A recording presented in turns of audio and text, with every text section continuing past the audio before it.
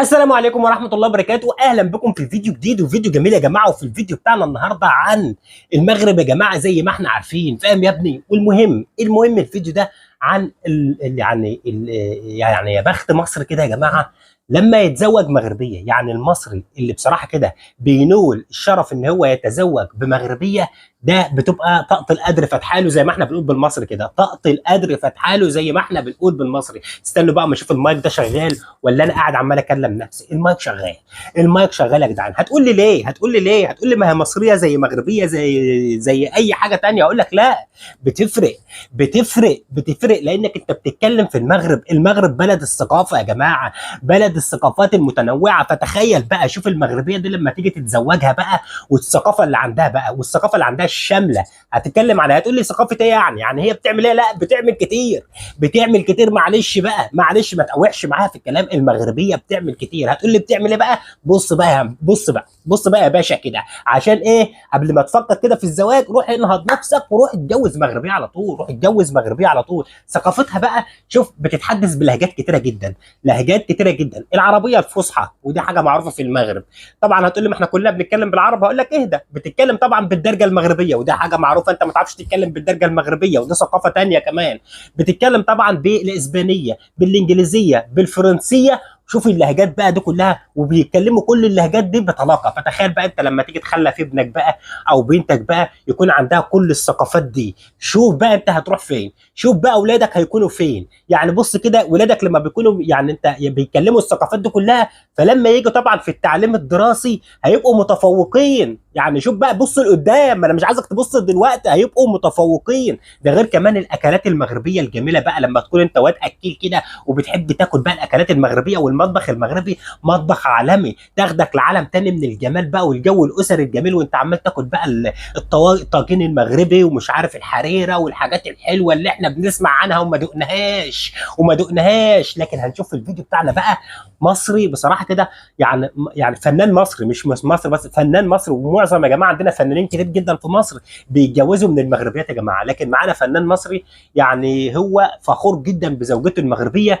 والاكلات المغربيه اللي هو بياكلها والحاجات الحلوه اللي هو بياكلها. لكن تعالوا بينا مع بعض على طول نخش نشوف الفيديو ده، بصراحه فيديو جميل جدا. تعالوا بينا مع بعض على طول نخش نشوف الفيديو، نرجع تاني. استنوا بس قبل ما نخش على النقطه دي يا جماعه، يعني اجمل حاجه دلوقتي، شوف المذيعه غيرانه وبتقول له انت بقى مزاجك حلو وبتاكل الاكلات المغربيه، يعني مزاجك حلو. شفت يا جماعه المذيعه؟ شفت المذيعه وغيره المذيعه من المراه المغربيه؟ شفتوا غيره المذيعه من المراه المغربيه وهي بتتكلم طبعا الفنان المصري ده يا جماعه. لكن اسمع كمان وخد عندك كمان. شوف بقى هو هيقول لك، هو بيقول لك عن المراه المغربيه كنز. اسمع بقى، شوف هيقول ايه تاني. شوف هو اللي بيقول بنفسه، لان هو اللي متجوز مغربيه، هو اللي متجوز، هو اللي بيقول بقى بنفسه يا جماعه. يعني عشان تنهض نفسك قبل ما تفكر في اي حاجه. اسمع بقى يا جماعه، هو هنا خايف يتكلم عشان طبعا ما يقومش على الستات المصريه. هو مش عايز، يعني بص كده، مش عايز يقول الحقيقه عشان ما يقومش على الستات المصريه، فبيقول دول كنز ودول كنز، لكن هو مش عايز يقول الحقيقه. لكن بصراحه يا جماعه الحقيقه فعلا الستات في المغرب يا جماعه يعني لهم صفات جميله جدا، خاصه لما تتزوج منهم يا جماعه. كمل مع بعض الفيديو. ادي طبعا الفنان المصري وهو بيتكلم على زوجته المغربيه، ومش عايز يقول كل الكلام وكل التفاصيل طبعا عشان ما يقعش في صدام ومشكله مع طبعا الستات في مصر يا جماعه. مش عايز يسبب لنفسه مشكله، ما هو فنان بقى ومشهور، مش عايز يسبب لنفسه مشكله. شفت يبدا قد ايه الست المغربيه ست جميله جدا. قال لك بتخش المطبخ بتطبخ، وبعد ما تخلص الطبيخ تطلع كده لابسه اللبس بتاعها، لابسه لبس يعني شيك، لبس جميل جدا، والريحه حلوه والكلام. يعني هتعيش حياتك، زي ما احنا شفنا كده يا جماعه. تعيش حياتك، مش تشوف بقى ده انا تعبانه، ده انا مش عارف ايه، ده انا مش عارف ايه، وتحس ان الدنيا كلها اتكببت عليك. لا، مفيش الكلام ده، يعني بصراحه كده فيديو جميل جدا. بقول لكم ايه، تعالوا بينا مع بعض بقى نشوف مقطع تاني لمذيعات مصريه برضو بيتكلموا طبعا مع نفس الفنان عن الست المغربيه وايه اللي عجبك وازاي انت اتعرفت بيها. اسمع مع بعض الفيديو ده كمان. لانه من القصه عايزين يعرفوا ازاي هو اتعرف على المغربيه، وازاي هو حب المغربيه، وازاي هو اتجوز المغربيه. عمالين يفصصوا فيه، اتعرفتها ازاي، ايه اللي عجبك فيها، ايه اللي مش عارف ايه، الغيره واللي عندهم دي. بصراحه عايزين يطلعوها ويعرفوا ازاي هو حب المغربيه. هو طبعا قال لك شكلها ولبسها واناقتها وجمالها وشياكتها. هو ده نكمل مع بعض. احنا كمان عايزين نعرف، ما احنا كمان عايزين نعرف عرفها ازاي وازاي هو اتجوزها.